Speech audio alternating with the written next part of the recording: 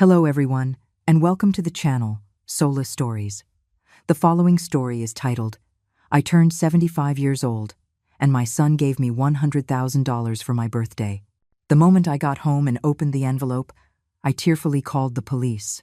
In a historic neighborhood of tree-lined streets just outside the bustling heart of Chicago, Eleanor was carefully trimming her rose bushes on the front porch. At 75 years old, her hair was as white as snow, but her eyes were still bright and sharp, and her smile was always warm and kind. Her house was modest but impeccably tidy, filled with the faint, pleasant scent of old books and freshly brewed coffee. On the most prominent wall in her living room hung not a family portrait or a painting, but a faded, yellowed plaque for Teacher of the Year. For Eleanor, a retired teacher, life was perfectly serene. In the mornings, she'd join a few old friends for a walk in the park. In the afternoons, she would return home to read and make tea, and in the evenings, she tended to her garden. Everyone in the neighborhood respected her, not just because she had been a beloved teacher, but because she had raised a successful and devoted son, who was the greatest source of pride in her life. Eleanor, tending to your flowers again, I see. Her next-door neighbor, Arthur, called out cheerfully as he walked by with his cane. Looking at these roses of yours, I swear I've never been more envious. The touch you have with plants is more magical than a spring rain. Eleanor looked up, her wrinkled face breaking into a brilliant smile. Oh, Arthur, you're too kind. It's just something to do with my free time. Where are you coming from? Looking so happy. Oh, I was just down at the corner picking up the support check my son sent. It came all the way from Washington, D.C., Arthur said, his voice thick with pride. Young people these days are under so much pressure, all working far from home. But as long as they keep us old folks in their hearts, that's all that matters. Hearing this, the joy in Eleanor's eyes deepened.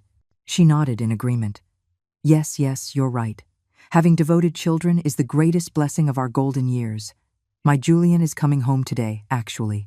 He called last night and said he was flying in from New York to see me. Is that so? Julian's coming back? The last time he visited, he brought you that brand new foot massager. I wonder what surprise he has in store for you this time, Arthur said with admiration. In Eleanor's eyes, Julian was not just her son. He was the most perfect creation of her life. He had been a brilliant and eager student from a young age, and as an adult, he had built a successful business from the ground up in the heart of New York City. Whenever he came to visit, the entire quiet street would buzz with excitement. He always arrived in a luxury car, dressed in expensive suits, and his gifts for his mother were never ordinary. Just around noon, a gleaming black Cadillac Escalade slowly turned onto the quiet street and pulled up in front of Eleanor's house. The door opened, and Julian stepped out. He was about 40 years old, tall and well-built, with a strong jawline. He wore gold-rimmed glasses, and a Swiss watch gleamed on his wrist. He exuded the unmistakable aura of success and confidence typical of a New York City businessman. Following behind him was his wife, Clara. She was elegantly dressed, but her face was etched with a deep weariness.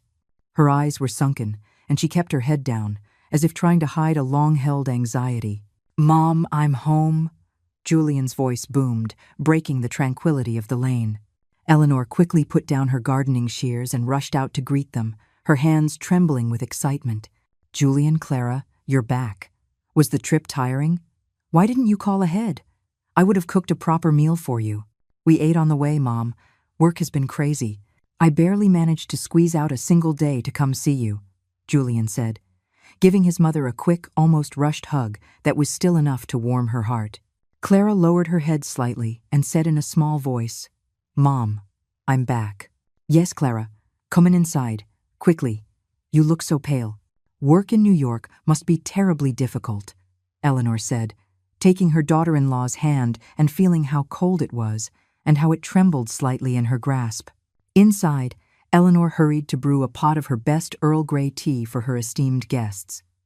Julian sat on the sofa, perfectly at ease, like a king returning to his domain.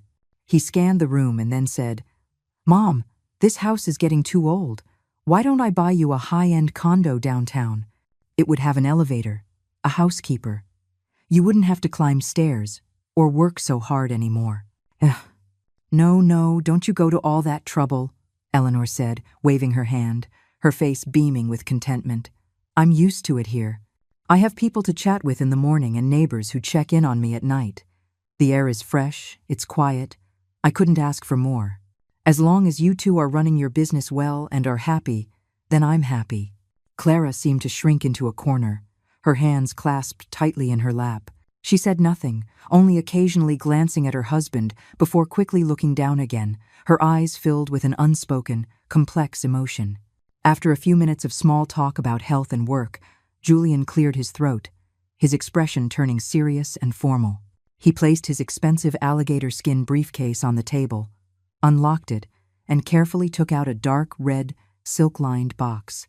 "Mom, I didn't bring you cash or a typical gift this time." Eleanor looked at the box curiously. "What are you up to now? Your mother doesn't need anything." Julian smiled mysteriously. He opened the box.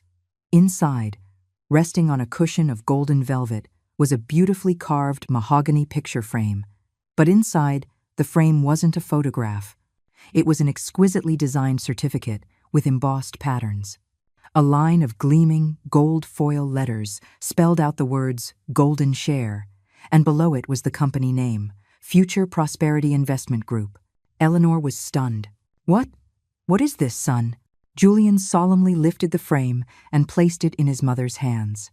He spoke in a booming voice, as if he were addressing a shareholders' meeting. "Mom, this isn't just money. This is your future security. My company just issued a special class of stock reserved for those who have made the greatest contributions. I applied for a share in your name. From this day forward, you are an honorary shareholder of the Future Prosperity Investment Group." "Oh." He paused, allowing his mother to absorb this information, then continued in a proud tone. "What does that mean?" "It means that every year, regardless of how the company performs, you will receive a fixed dividend far higher than any interest rate from a bank. You'll never have to worry about money again. This is sustainable devotion, the most solid guarantee I can give you." Eleanor was speechless. She tremulously touched the glass of the frame, her old eyes fixed on the shimmering, gold foil words. Honorary shareholder. Dividends. These were terms she had only ever heard on television, distant and momentous. Now, one lay in her hands, like an impossible dream. Tears slowly welled up in her eyes. These were not tears of self-pity, but tears of happiness and pride that had reached their peak. "Son, my good son," she choked out, unable to say more. "You've done so well. Mom is so proud of you." "Mom, don't cry," Julian said, putting an arm around her shoulders to comfort her. "Everything I do is to make sure you can live the most comfortable and prosperous life possible. You've worked hard for me your entire life." In this touching moment, no one noticed Clara. She sat silently, the smile on her lips stiff and forced. Her gaze swept over the golden share certificate, a flicker of fleeting terror in her eyes. The hands in her lap clenched into tight fists, her pale fingers digging deep into her own flesh. A single drop of cold sweat trickled down her spine. She knew, better than anyone, that the so-called Future Prosperity Investment Group was just a magnificent, empty shell, and that the golden share certificate was worth less than the mahogany frame that held it. But she couldn't say anything. She didn't dare. From the moment she had walked through the door, Julian's warning glance had sealed her lips. That afternoon, after Julian and Clara left in a hurry, citing an urgent meeting back in New York, Eleanor did something she had never done before. She took down the beloved landscape painting her late husband had adored, which hung on the main wall of the living room. In its place, she ceremoniously hung the golden share. She immediately called her closest friends. "Is that you, Catherine? I have wonderful news to tell you. My Julian just came to see me and gave me a gift. Oh no, not money. It's a share in his company. A golden share. Can you believe it? I'm a shareholder now. I'll get dividends every year. I can enjoy the rest of my life without a single worry." That evening, Arthur was out for a stroll and saw that all the lights were on at Eleanor's house. He dropped by for a visit, and when he saw the gleaming object on the wall, his jaw dropped. "My heavens, Eleanor! What is that? It's so magnificent." Eleanor, her joy still fresh, pointed to the wall, her voice loud and proud. "Do you see that, Arthur? That is my future treasure. It's a gift of devotion from my Julian. He said this is more precious than gold. Under the warm yellow light of the small house, the golden share certificate emitted a dazzling and enchanting glow. It not only lit up the room but also shone into the innocent and proud heart of a mother, promising a prosperous future. She was completely unaware that this future was built upon a foundation on the verge of collapse. In the days that followed, Eleanor's life felt as if it were illuminated by a new source of light, one that was brilliant and warm. The source was the golden share, hanging ceremoniously on her wall. Every morning after her walk in the park, the first thing she did was not to make tea or read the newspaper, but to take out a soft silk cloth and carefully wipe the invisible layer of dust from the frame's glass. She would gaze at it, smiling to herself, a sweet sense of pride swelling in her heart. Julian's gift had become a symbol, a bold declaration to the world that she was a successful and happy mother. Her joy spread throughout the neighborhood, and passers-by would marvel at the treasure in her home. My Eleanor is so fortunate. Her son is not only successful but so devoted. That's a blessing earned over lifetimes. Isn't it the truth? We're overjoyed if our kids just give us a little spending money for the holidays. Her son has planned out her entire future. That's the caliber of a New York entrepreneur. And, hearing these words, Eleanor's heart blossomed, though she maintained a humble exterior, waving her hand. Oh, everyone is too kind. It's the thought that counts. The size of the gift doesn't matter. But the sparkle in her eyes and the smile she couldn't hide said everything. Amidst this joy, a small cloud lingered in her mind, the image of her daughter-in-law, Clara. She recalled Clara's thin, pale frame and her eyes, which always seemed to hold a hint of worry. With her son's career at its peak, shouldn't his wife be radiant with happiness? Thinking this, she decided to give her a call. "Hello, Clara. It's Mom," Eleanor said, trying to make her voice sound as cheerful as possible. There was a brief silence on the other end. Then Clara's voice came through, tinged with panic. "Oh, Mom, is everything all right?" "Nothing urgent. I'm just calling to see how you are. Have you been eating well lately? You looked so thin. Is work very stressful? You must take care of yourself. You're the wife of a top executive. You need to be healthy and in good spirits to support Julian at all his events," Eleanor said in a rush, her tone full of concern. But all she received in return were a few weak, non-committal responses from Clara. "Yes, okay." She could hear chaotic, noisy sounds in the background, not the quiet hum one would expect from a high-end office. Eleanor continued proudly. "Julian's company must be doing wonderfully. All my friends were so envious when they saw the golden share he gave me. Mom is so proud of you both." The moment she mentioned the golden share, the line went dead silent. Eleanor had to call out several times. "Hello? Clara, are you still there?" Yes, I'm listening." Clara's voice came back, trembling and stuttering. The company is fine. Mom, I have something urgent right now. My boss is calling me. I have to go. I'll call you back later." Before Eleanor could reply, Clara abruptly hung up. Eleanor stood holding the receiver for a moment, puzzled. She didn't suspect her daughter-in-law of anything. She simply thought that perhaps the pressure of big city life was too much. "The poor child," she murmured to herself. "She must be so busy managing the household so her husband can focus on his important work. I should be more understanding." She sighed, pushing aside the fleeting doubt, and her smile returned as she looked up at the golden share on the wall. A few days later, on a beautiful, sunny afternoon, Eleanor was reading on her porch when a familiar voice called out, "Mrs. Eleanor, I've come to see you." Eleanor looked up and was delighted to recognize her favorite former student, Leah. Leah was nearly 30 now, a refined and pleasant-looking young woman with glasses and simple, tasteful clothes. She had been one of the most brilliant students in her English class years ago. After graduating from a top university, she had returned to Chicago and now worked at a major brokerage firm where she was already a respected financial analyst. Despite her busy schedule, she made time to visit her old teacher every month, sometimes with a box of fine tea, other times with a bag of freshly baked pastries. Her affection for Eleanor was sincere and warm, almost like family. "Leah, come in," Eleanor said, getting up happily. "What brings you here today? We had a training session at work this morning, so we got to leave early this afternoon. I was passing through the neighborhood and thought I'd stop by, Leah said with a smile, handing her a still warm bag of coffee cake. From that old bakery on the corner. I know you love their cinnamon swirl. You're always so thoughtful, Eleanor said, her heart warming as she took the bag. Sit down, sit down. I'll make you some tea.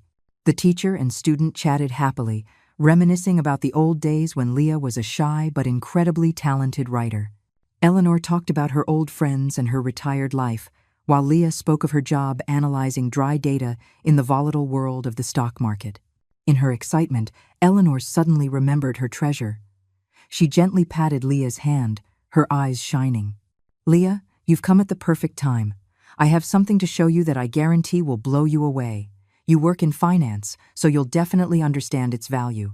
End quote. With that, she solemnly led Leah into the living room and pointed to the wall where the golden share was hanging. Look, do you see that? It's a gift your big brother Julian just brought me. He says it's a golden share in his company.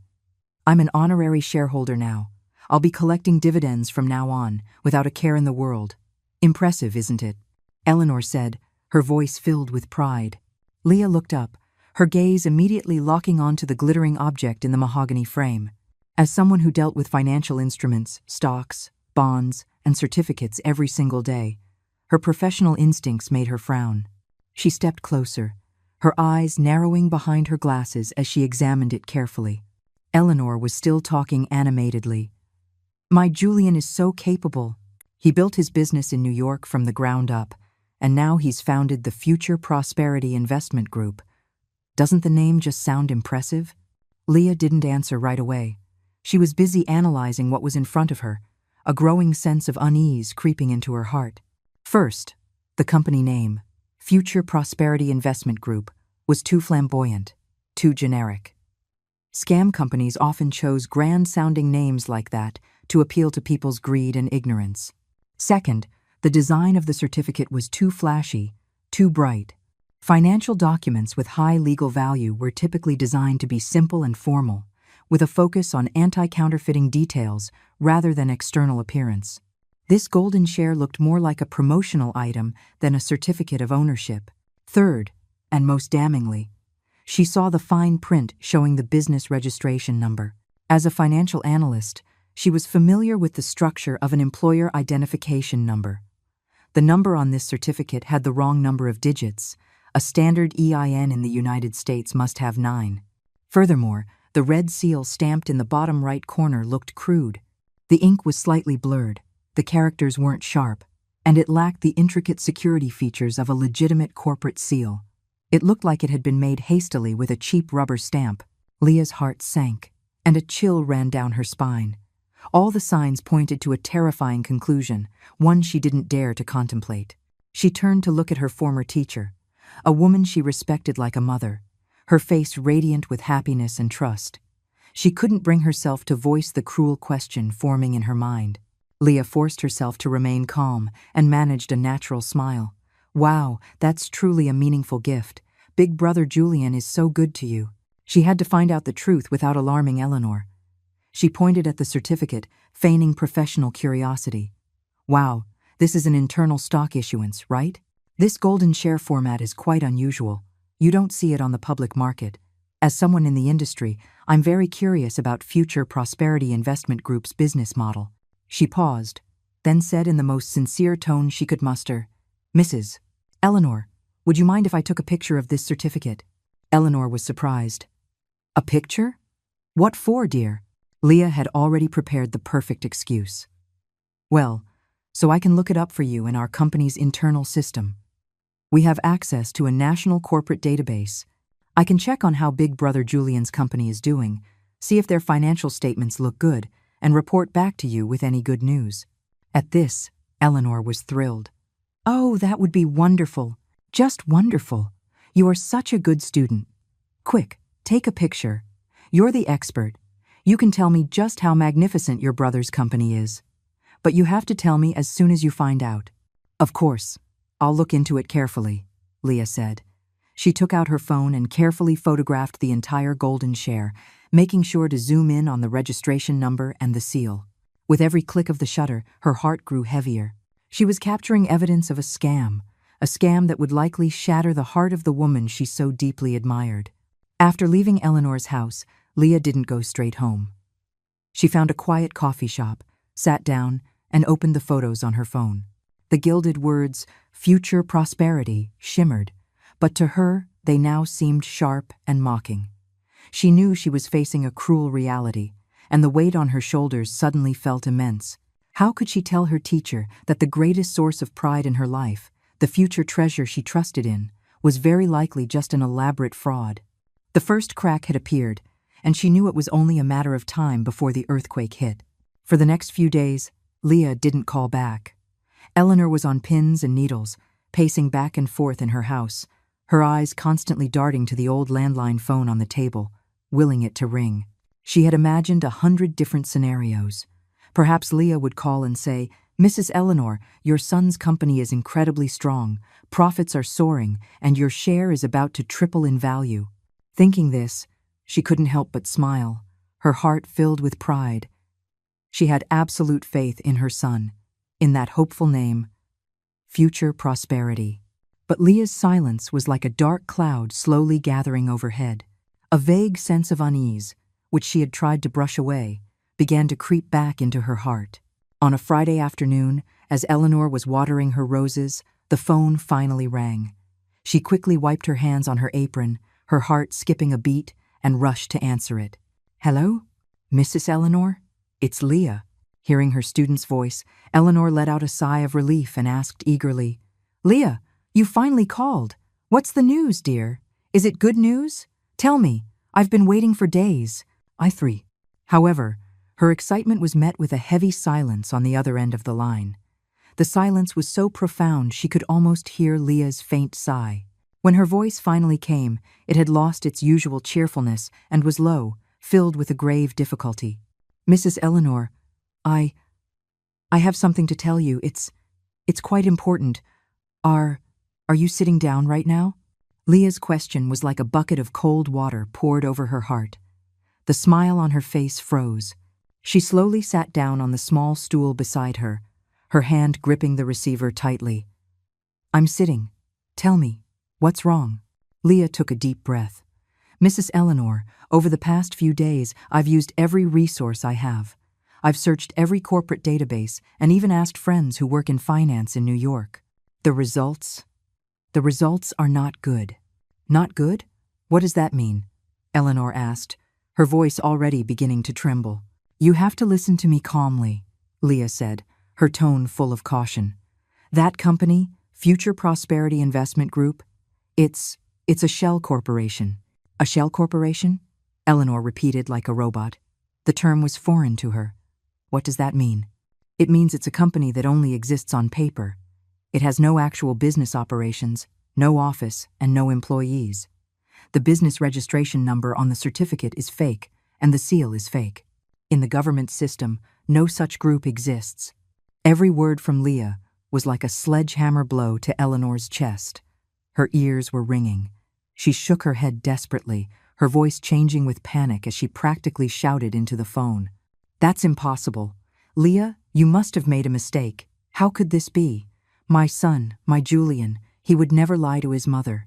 Maybe the company was just founded and hasn't been updated in the system yet, or maybe it's registered under a different name." She clung to the faintest possibilities like a drowning person clutching a piece of straw. But Leah's firm, pained voice extinguished all her hopes. "No, Mrs. Eleanor, I was very thorough. And what's worse is..." Leah hesitated, as if she couldn't bear to speak the most brutal truth. "This company isn't just a shell corporation. It's currently under investigation by the authorities for being a suspected Ponzi scheme." "A Ponzi scheme?" "It's a scheme that uses money from new investors to pay interest to earlier investors, creating the illusion of a profitable enterprise. Once they can no longer raise new funds, the entire system collapses and all the investors lose everything." Leah's voice grew quieter, becoming a pained whisper. "Mrs. Eleanor, that golden share, it's a worthless piece of paper. It's a tool for your son Julian to deceive other investors. He's using your reputation, the reputation of a respected, award-winning teacher, to build trust. He can tell people, See? Even my mother, a brilliant educator, has invested in my company. That paper is his bait, and you are the collateral he's using to guarantee his credibility. Clatter. The receiver slipped from Eleanor's hand and shattered on the tile floor. But she heard nothing. In that moment, her world had completely collapsed. She sat frozen on the stool, the house eerily quiet except for the ticking of the wall clock, each tick like a knife slicing through her heart. She didn't cry. It was as if the tears had dried up before they could even form. The pain was too immense, too profound, far beyond what tears could express. This wasn't the pain of financial loss. She had lived a simple life and never craved wealth. The promised dividends wouldn't have changed her life one way or the other. This was the pain of deception, the pain of betrayal, coming from the person she loved most, trusted most, and was most proud of in this world. Her son, Julian, her life's perfect creation. The successful, devoted entrepreneur in her eyes and the eyes of the entire neighborhood was nothing but a fraud. Eleanor lifted her head, her empty gaze fixed on the opposite wall. The golden chair still hung there, glittering with a false light in the afternoon Sunday. But now, in her eyes, it was no longer a symbol of pride but a monument to shame. Its golden glow was no longer warm but cold and vicious, like the eye of a demon mocking her foolishness. Fragments of memory peeled away and reassembled themselves from a new, raw, and brutal perspective. Her son's rushed hug when he arrived, that wasn't because he was busy, it was guilt. The expensive suits, the Swiss watch, the gleaming Cadillac, all bought with stolen money, with the tears of other victims. All that grand talk of future security and honorary shares, all of it was just carefully polished lies. And then she remembered Clara. The thin, pale face, the fearful, evasive eyes, the cold hand and the slight tremble. Now she understood. She understood everything. Clara's anxiety wasn't from the pressures of high society life. She was afraid. She was living in the terror of an accomplice, knowing the truth but not daring to speak, trapped in the fraud directed by her husband. The abrupt phone call when she mentioned the golden share, it wasn't because she was busy. It was because she couldn't continue the lie. The poor child, she was a victim too. A wave of nausea rose in her throat. She had bragged about this lie. She had taken pride in her son's crime. She had gleefully aided and abetted him, turning her lifelong reputation as an educator into a tool for a scam. She felt filthy, defiled. Eleanor slowly stood up. Every joint ached as if it were broken. She felt as though she had aged a decade in just a few minutes. She dragged her heavy feet toward the wall, like a condemned prisoner walking to the gallows. She stood there, facing the golden share, facing her own ruin. With a trembling hand, she reached up and took down the mahogany frame. It felt incredibly heavy in her hands, as heavy as her son's sins. She didn't smash it. The anger had passed, leaving only a hollow, searing pain. Smashing it wouldn't change the facts. Clutching the frame, she walked into the back room, a storage space filled with clutter, dust, and the scent of mildew. She opened an old wooden chest filled with her old textbooks and her late husband's belongings. She placed the golden share at the very bottom, beneath all her innocent and proud memories. Then she took several stacks of old newspapers and covered it, as if she were burying a body, burying the last shred of a mother's pride. She closed the lid, the dry sound echoing in the silence. Returning to the living room, she collapsed into an armchair, curling into a ball. The room seemed emptier now, colder. On the wall where the golden share had hung, only a lighter-colored rectangular mark remained, like a scar that would never heal. It was the scar of trust betrayed, of family love defiled. Outside, the Chicago dusk was quietly falling, beautiful and melancholy. But in Eleanor's heart, the sun had already set, leaving only a thick, impenetrable, and endless darkness. Her beloved son was no longer a successful entrepreneur. He was a con man. And she, the con man's mother, would have to live with that cold truth for the rest of her life. In the aftermath of the storm, a chilling silence descended. Eleanor's world had shattered, but she refused to let herself crumble with it. She was a teacher. Her entire life had been spent teaching others to be strong and to face reality. She would not allow herself to fall apart. The searing pain transformed into a strange kind of calm, The stillness of a lake after a violent storm, serene on the surface, but bottomless and dark beneath. She didn't weep or rage. She simply put the gilded lie away. In the following days, she continued to wake up early for her morning walks, continued to water her flowers, and continued to read her books. But the neighbors all noticed the change in her. Her kind smile no longer reached her eyes, and the proud sparkle was gone. She spoke less, and when someone innocently asked about her son's great company, she would just give a vague reply, "Oh, I've put it away for safekeeping," and then change the subject. The rectangular void on her living room wall became a tangible silence, a secret only she knew. After several sleepless nights, Eleanor made a decision. She picked up the phone and dialed her daughter-in-law's number. Her voice was no longer filled with the earlier warmth or concern, but was calm, tinged with exhaustion, yet firm. "Hello? Is this Clara?" On the other end, Clara answered with a jolt. "Yes, Mom. Is something wrong?" Her voice was still laced with fear, as if she were constantly bracing for bad news. "Are you free this weekend?" Eleanor asked in a steady tone. "Come back to Chicago and stay with me for a day. I'm not feeling well. I'd like you to be here with me." This wasn't a lie. She was sick. Her heart was sick, an illness of disappointment and pain. Clara was alarmed. "Mom, you're not well? What's wrong? Should you go to the hospital? I'll tell Julian." "There's no need for that, dear," Eleanor interrupted her. "I'm just a little tired. I just want you to come. Don't tell Julian. I don't want him to worry and get distracted from his work." Her words were like an order that could not be refused. Perhaps out of a sliver of guilt, a genuine flicker of concern, or simply the fear of refusal, Clara immediately agreed. Yes, of course, Mom. I'll be there Saturday morning." That Saturday, Clara returned to Chicago alone. She looked even more haggard than before. The dark circles under her eyes were deeper, her skin was ashen, and she seemed like a violin string stretched to its breaking point. As she walked into the house, her frantic eyes darted around, immediately noticing the empty space on the wall. Her heart skipped a beat. She knew. Something had happened, but Eleanor didn't mention it. She treated her just as she always had. She took her hand, led her inside, and poured her a warm cup of chamomile tea. "You must be exhausted from the trip. Drink some tea to warm up, dear." "Thank you, Mom," Clara whispered, her hands trembling as she took the cup. The two of them sat facing each other at the small wooden table. The air in the room was heavy, suffocating. Both were silent. Clara didn't dare look up, staring intently at the ripples in her teacup. Eleanor didn't speak either, just quietly observed her daughter-in-law. She saw all the fear, the guilt, and the bone-deep weariness in the young woman. She was suffering. Finally, Eleanor leaned forward, breaking the suffocating silence. She didn't ask a single question. She didn't bring up the golden share or the future prosperity group. She simply placed her own old, wrinkled hand over Clara's cold, trembling one. Then she spoke, her voice devoid of any blame, filled only with an endless sorrow and a deep well of empathy. "Clara, whatever is troubling you, you can tell Mom." That simple sentence, that gentle touch, was the last straw. It completely destroyed the defensive wall Clara had so painstakingly built.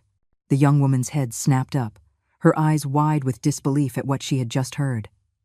There was no scolding, no condemnation. And then, she broke. It wasn't a sob, it was a choked, silent scream that had been buried deep in her heart. Clara collapsed onto the table, her shoulders shaking violently. She wept hysterically, crying for all the days and nights spent living in lies, fear, loneliness, and humiliation. Her tears flooded out like a broken dam, soaking the tabletop. "Mom, Mom," she gasped between sobs. I'm so sorry. I'm so sorry. I failed you." Eleanor said nothing. She just sat there, one hand still holding her daughter-in-law's, the other gently patting her trembling back. Her own tears fell silently. She cried for her misguided son, and she cried for this unfortunate young woman. When Clara's wails subsided into ragged sobs, she began to confess. The words poured out of her in a chaotic, jumbled torrent.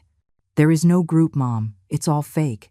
Julian's company went bankrupt 3 years ago. He lost everything on a bad investment. To keep up appearances, to save face, he started borrowing money, first from friends and family, then from the banks, and finally, from loan sharks. Eleanor felt as if she'd been struck by lightning. Loan sharks, those three terrifying words. Clara continued, her voice filled with terror at the memory. They came to our door to collect, Mom. They threw red paint on the door of our apartment in New York. They called and threatened us in the middle of the night. They even sent pictures of me grocery shopping, picking up our son from preschool. They said if we didn't pay, they'd never leave us alone. Her whole body trembled. I was so scared, Mom. I was living in hell. Every day I woke up terrified. Julian just got deeper and deeper into it. He wasn't himself anymore. He became cruel, volatile. He blamed me, blamed everyone else. And then he came up with this idea. He said your reputation was the last asset he had. He said he would use it to set up a company, to raise funds from other unsuspecting elderly people, to use their money to pay off his debts. That golden share, he had it printed at a copy shop. I tried to stop him, she cried out in desperation. I told him it was a crime, that it was financial suicide. But he wouldn't listen. He threatened to divorce me if I didn't cooperate, to leave me to face the debt collectors alone. I had no choice. I'm so sorry, Mom. I'm so sorry. End of 4. The confession ended in a choke of sobs. The room fell silent, filled only with the heavy breathing of two women. The truth was out, raw and more painful than Eleanor could have ever imagined. Eleanor slowly took out a handkerchief and gently wiped her daughter-in-law's tears. In that moment, she no longer saw an accomplice. She saw a pitiful woman, an emotionally abused wife, a mother trying desperately to protect her family. She was also a victim, the first and most tormented victim of Julian's fraud. After a long time, when Clara had finally calmed down, Eleanor spoke. Her voice was no longer soft, but had become exceptionally firm.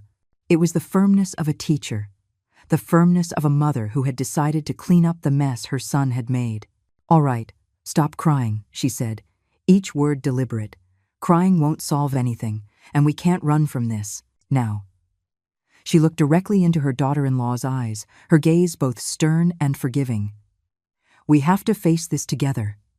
Tell me everything, every single debt, every creditor's name, every threat, Eleanor said in a steady voice.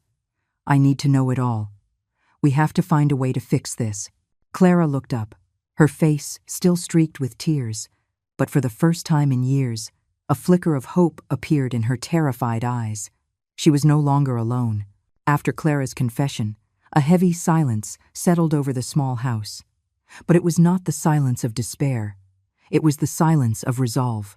Eleanor transformed from a grieving victim into an unwilling commander, forced to confront the storm her own son had unleashed.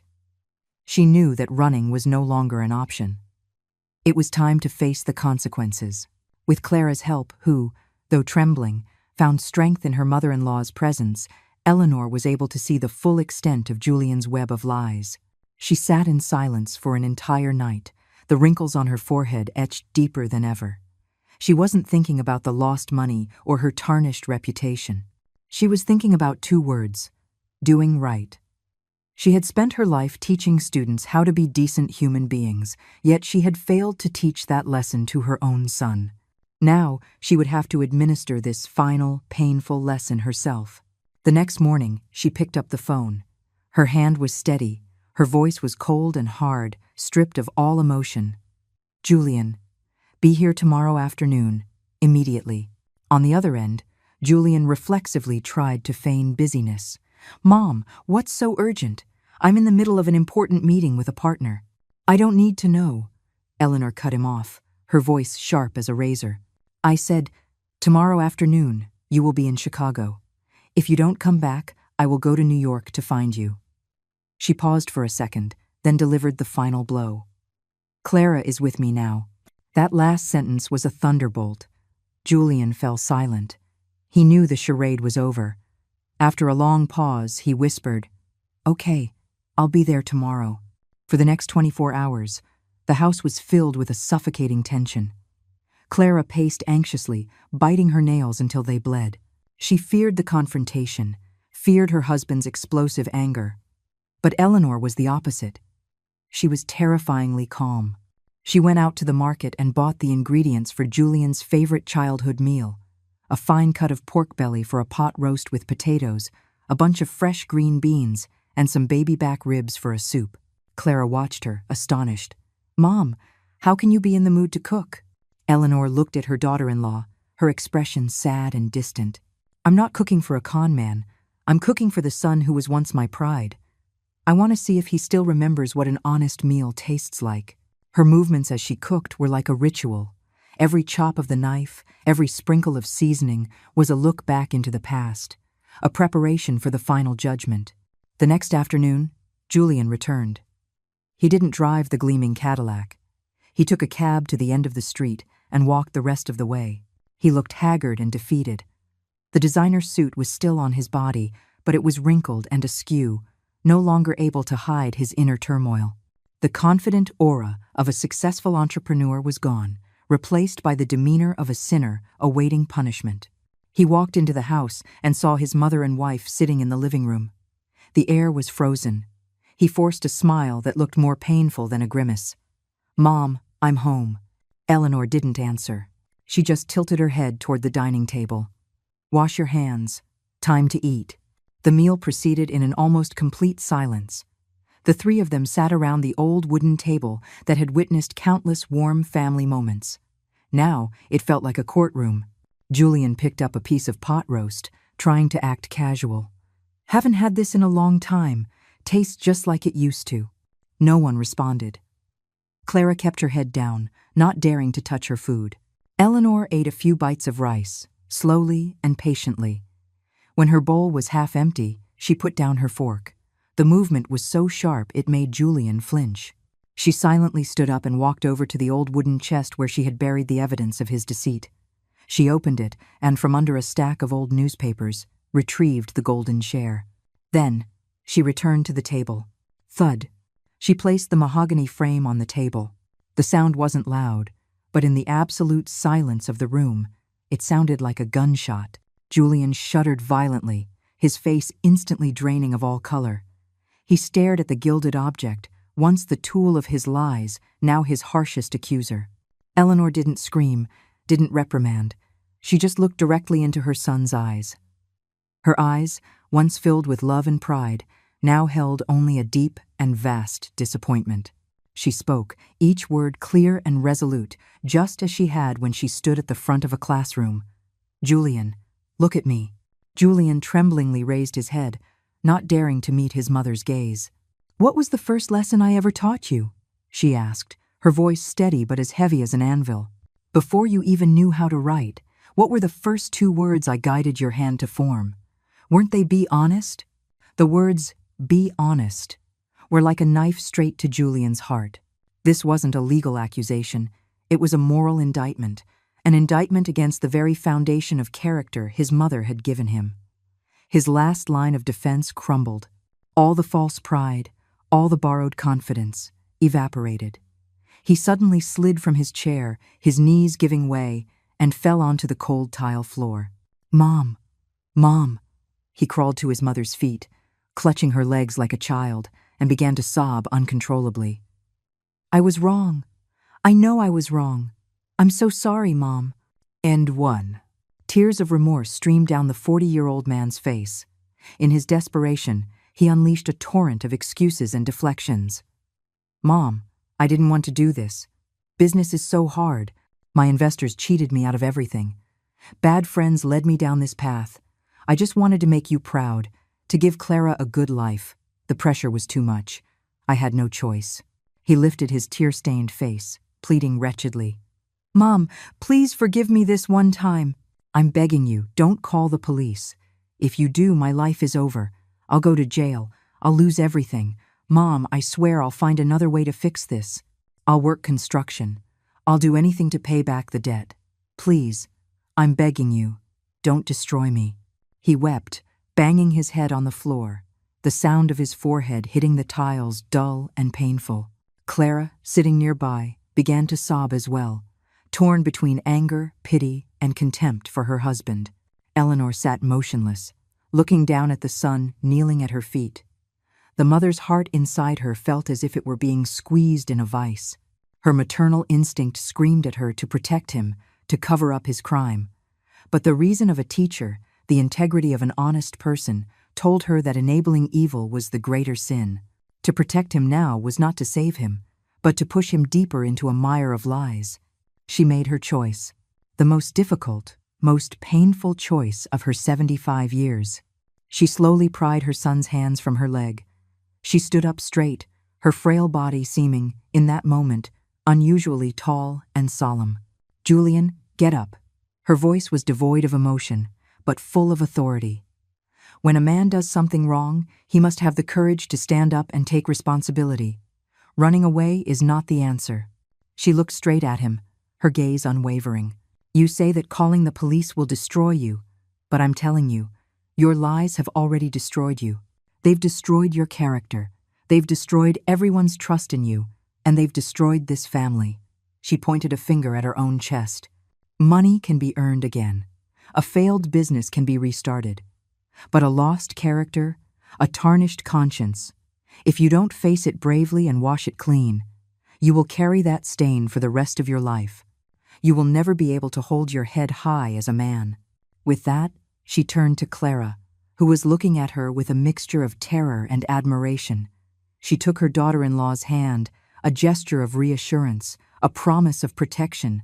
Finally, she looked back at Julian and delivered her final verdict. A verdict born of true maternal love. A verdict that held the only hope for her son's rebirth. "Tomorrow morning," she said, her voice allowing no argument, "Clara and I will go with you to the police department. You will confess everything yourself. You will name everyone involved and every victim you deceived. You must accept legal responsibility for what you have done."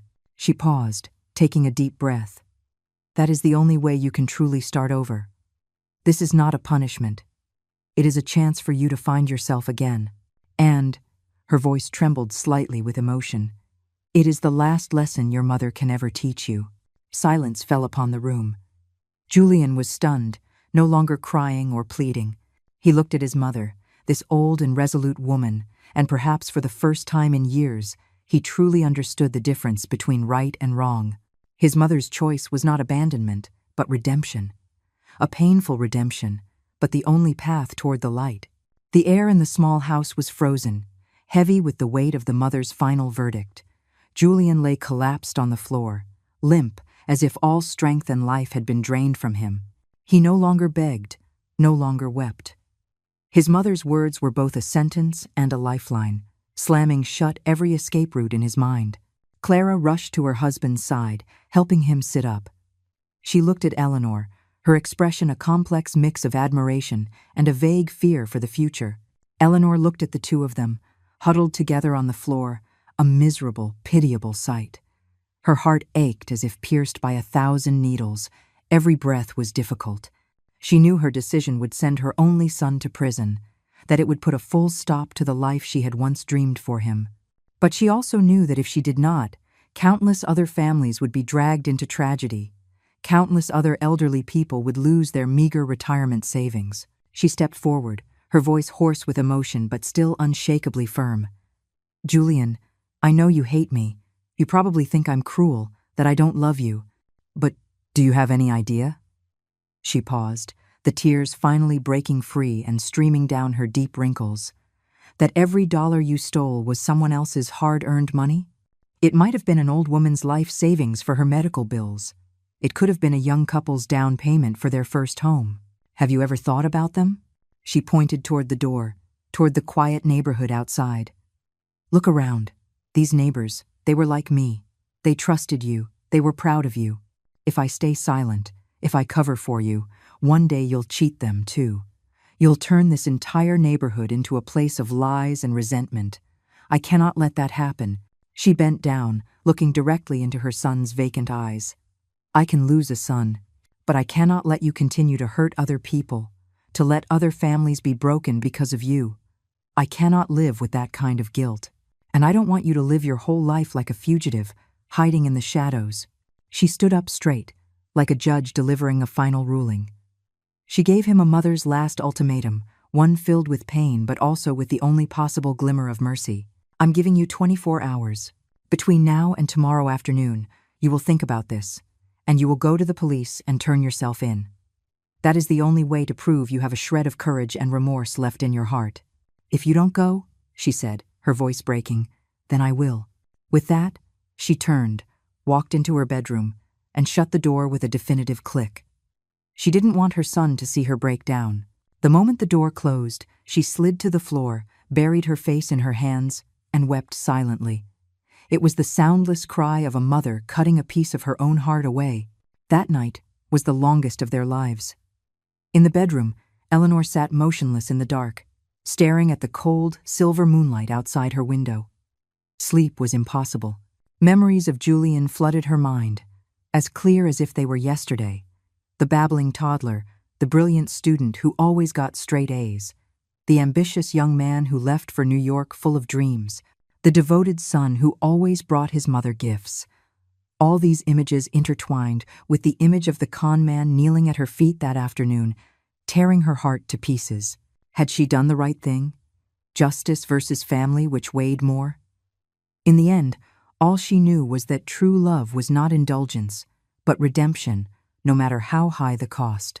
In the living room, Julian sat catatonically on the floor. Clara sat beside him, silently holding his hand. She didn't try to persuade or blame him. She was just there, a quiet shadow sharing his torment. Julian felt trapped in a nightmare.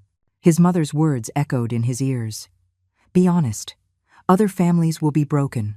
The last lesson. He looked around the familiar room. Every object was tinged with memory. The wall where he had once taped his elementary school honor roll certificates, the dining table where his mother taught him to hold chopsticks, the faint scent of sandalwood his mother always burned. This was his home, the place that had taught him his first lessons in goodness. Where had he gone so wrong? He thought back to the difficult early years of his business. He too had once been passionate and honest. But a series of failures, the pressure to succeed, the lure of a luxurious lifestyle, and the fear of admitting defeat had pushed him step by step into the abyss. He had fooled himself, telling himself he did it all for his family, for his mother. But deep down, he knew he had done it all for himself, for his selfish, cowardly ego. He thought about running. He and Clara could flee to a strange city, change their names, start over. But then the image of his mother appeared in his mind, a 75-year-old woman, frail but resolute, preparing to go to the police to report her own son. What kind of shame and pain would she endure for the rest of her life? He could escape the law, but how could he escape his mother's judgment, escape the verdict of his own conscience? No, he couldn't be a coward anymore. His mother had given him a choice, a final path to becoming a man in the truest sense. He had to take it. As dawn approached, Julian slowly got to his feet. He looked at Clara and said in a hoarse voice, I've decided. Clara looked at him, tears welling in her eyes. She nodded. I'll wait for you. The next morning, when Eleanor opened her bedroom door, she saw her son and daughter-in-law waiting in the living room. Julian had changed into clean, simple clothes. His face was still pale, but his eyes were no longer frantic. They held a kind of calm acceptance. He walked over to his mother and slowly knelt down again. But this time, it was not to beg, but to sincerely repent. He touched his forehead to the tile floor 3 times, heavily. Mom, your son has been unfilial. I have disappointed you. I'm going now. Eleanor looked at her son, her heart twisting. She reached out with a trembling hand and helped him up. Let's go. Clara and I will walk with you. The morning was quiet in the old neighborhood. The family of 3 walked in silence. Eleanor was in the middle, with Clara and Julian on either side. Not a single word was spoken. The rising sun cast 3 long shadows on the pavement, a picture of a family reunion in the most ironic of circumstances. The police department was at the end of the street, its imposing blue doors like a line between 2 worlds. Julian stopped at the entrance, turning to look at his mother and wife one last time. Mom, Clara, take care of yourselves. Eleanor nodded, fighting back tears. Once you're inside, be honest. Cooperate fully. Mom, "Mom will wait for you." Julian stared at his mother for a long time, as if trying to engrave her image into his soul. Then he took a deep breath, turned, and walked through the blue doors. The doors closed slowly behind him, putting an end to a chapter full of mistakes. The case of the Future Prosperity Investment Group was quickly uncovered, and its scale was far larger than Clara had known. Dozens of people had been victimized, with the total amount involved reaching several $1,000,000. The case shocked the entire city of Chicago.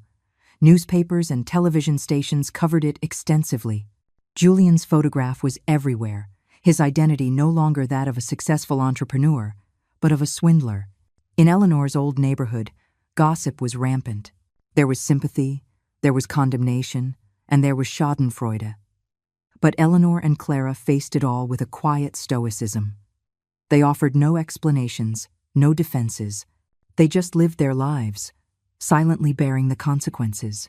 Because of his confession and cooperation, Julian received a somewhat lighter sentence, but due to the enormous sum he had defrauded, he still faced many years in prison.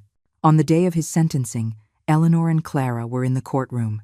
Seeing her son in the defendant's box, dressed in a prison uniform, Eleanor didn't cry. She only felt a boundless sorrow and a faint glimmer of hope. This path, though painful, was the only one that could allow her son to atone for his sins and find himself again. After the trial, Eleanor made her next difficult decision. She sold the apartment Julian had bought in New York with the stolen money. Then came an even harder choice, selling her ancestral home in the quiet Chicago neighborhood. It wasn't just a property, it was a lifetime of memories. It was where her husband had taken his last breath, where Julian had let out his first cry, where she had spent her youth and her old age. Every brick, every flower pot, every step was soaked in memory. On the day she moved out, she stood on the porch for a long time, stroking her rose bushes one last time. She didn't cry, but a sad smile touched her lips. She knew that to wash away her son's stain, to find peace in her own heart, she had to let go of these things she held most dear. The money from the sale of the properties, combined with her entire life's savings, was gathered together. Eleanor and her daughter-in-law Clara then began a journey even more difficult than facing the law, a journey of atonement. Following the list of victims provided by the police, they found every single address. Some meetings were filled with tears and fury. They went to the home of an elderly couple who had invested their entire retirement fund into the Future Prosperity Investment Group. The old man threw a stack of papers at them, shouting, "Get out, you scammers! Give me back my money! My wife has been sick and bedridden with grief over this." Eleanor offered no defense. She simply bowed, a deep, long bow. Clara fell to her knees, tears streaming down her face. "Sir, we are so sorry. It was my husband's fault, and it is our fault. This money can't make up for your loss, but please, please accept it. Use it to help your wife with her medical bills. We are truly, truly so sorry." They placed a thick envelope of cash on the table and left silently, the sounds of curses and heartbroken sobs following them out the door. Other meetings were different. People looked at them with contempt, but when they saw this old woman and this young woman sincerely trying to take responsibility for a man in prison, their anger began to soften. This journey lasted for months. With every apology offered, with every payment made, the weight on their hearts lightened just a little. They didn't ask for forgiveness. They only sought to do what was right, to quiet the condemnation of their own consciences. After doing all they could, Eleanor and Clara had nothing left. They left their old neighborhood and rented a small, 300-square-foot apartment in a working-class community. The apartment had one bedroom and a living room that doubled as a kitchen, and the furniture was old and sparse. But to them, it felt clean and warm. To make a living, they used the last of their money to open a small eatery on the ground floor. It had no fancy name, just a hand-painted wooden sign, "Mrs. Eleanor's Breakfast Nook." They sold simple, homemade breakfast items, oatmeal, bacon and egg sandwiches, and coffee. The new life was incredibly hard. The two women had to wake up at 4 o'clock in the morning. Clara, who had once known only designer brands and fancy parties, was now a natural in the kitchen. Her hands, once meticulously cared for, were now calloused from kneading dough and washing dishes. but her face no longer held the anxiety and fear of before. Honest labor had given her a different kind of beauty, one of resilience and acceptance. She didn't talk much, but a smile began to reappear on her lips, a genuine smile, no longer forced. Eleanor, though nearly 80, was still sharp and spry. She served the food, handled the money, and chatted with the customers. The regulars from the working-class community grew to love her. They knew her story, but they looked at her with neither pity nor scorn. They called her Mrs. Eleanor, respecting her integrity and her strength. The little breakfast nook became a warm and welcoming place. People came not just for the food, but for a kind smile and a sincere greeting. In a small corner of the diner, there was a little angel named Leo. He was Julian and Clara's son, now 5 years old. After the scandal broke, Clara had brought the child back from his grandparents' house to live with them. The boy was the two women's greatest joy and motivation. Leo was a well-behaved child. He would often play quietly with his toys in the corner, never disturbing his grandmother or mother at work. His clear eyes and innocent smile were like sunshine, chasing away all their fatigue and sorrow. Occasionally, on their days off, they would visit the prison. Julian, in his prison uniform, was thinner and tanner. His hair was cut short, stripped of its former swagger, but his eyes had become clear. There was no more deceit, only remorse and acceptance. Speaking through the visitation glass, he would look at his mother and wife and say sincerely, "Mom, Clara, you've worked so hard. It's my fault. I failed you." Eleanor would just shake her head. "You just focus on your rehabilitation. Your wife and I are doing fine out here. Don't you worry." Clara would hold up a picture of Leo for him to see. "Look, our son is getting so tall and strong. He's such a good boy. We're all waiting for you." And Julian would look at the photo of his son, and tears would fall. He knew that the sacrifices of his mother and wife and the existence of his son were the reasons he had to live well and become a new man. One autumn afternoon, golden sunlight, thick as honey, streamed into the small apartment. The breakfast nook was closed, and after a long day's work, 3 generations of the family were sitting together. Leo was at the age where he was learning to write. Eleanor took out a small chalkboard and a piece of white chalk. The scene was painfully familiar. More than 30 years ago, she had held another little boy's hand, teaching him to write his first letters. She sat next to her grandson, pulling the small boy into her embrace. "Leo, today Grandma is going to teach you the 2 most important words."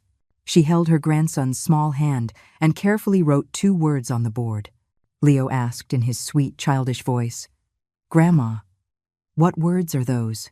Eleanor smiled, a smile of true peace and contentment.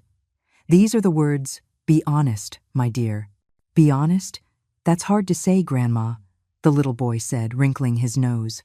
"It is hard," she said gently, "but it's a lesson that takes a lifetime to learn, child. We'll go slow. Grandma will teach you." She took his hand again, patiently tracing each stroke on the chalkboard. The white chalk dust danced in the air, glittering in the afternoon sunday. Clara stood nearby, watching them silently, her eyes moist.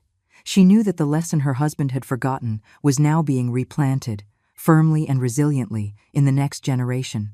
Eleanor looked at the 2 white words on the blackboard. She thought of the fake golden share certificate. Its golden gleam had been dazzling, but it was hollow and toxic.